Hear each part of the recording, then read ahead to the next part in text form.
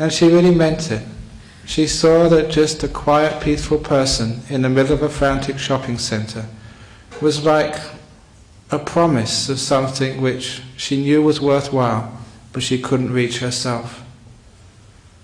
And that promise of that peace inside, that stillness amongst the confusion of our life, is such a wonderful thing to experience.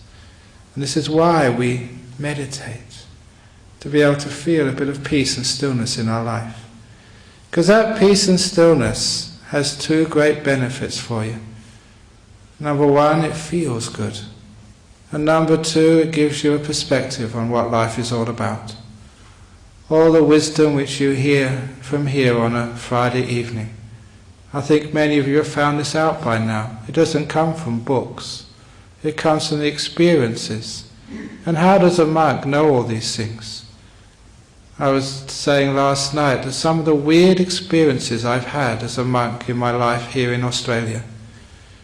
Number one was going to a transport forum.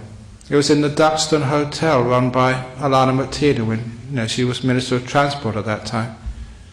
And going there, because we had some trouble with clay trucks past our monastery, and actually going to a forum there. And while I was there, somehow or other I stood out. And so a journalist approached me, asked me what I was doing there, and then interviewed me about shipping. Now one thing, my character is I'm game to do anything. So I gave her the Buddhist idea of shipping. And of course, as usual, I was making it up as I went along. But they published that article. And actually it wasn't a her, it was a him, I'm sorry, it was a him who published this article.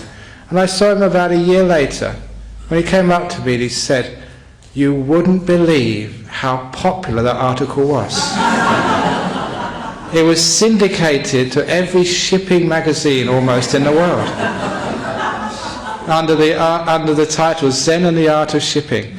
And all his fellow journalists came up to him, not all, but many, emailed him and said, "I don't know who that Ajahn Brahm is, but he certainly knows what he's talking about."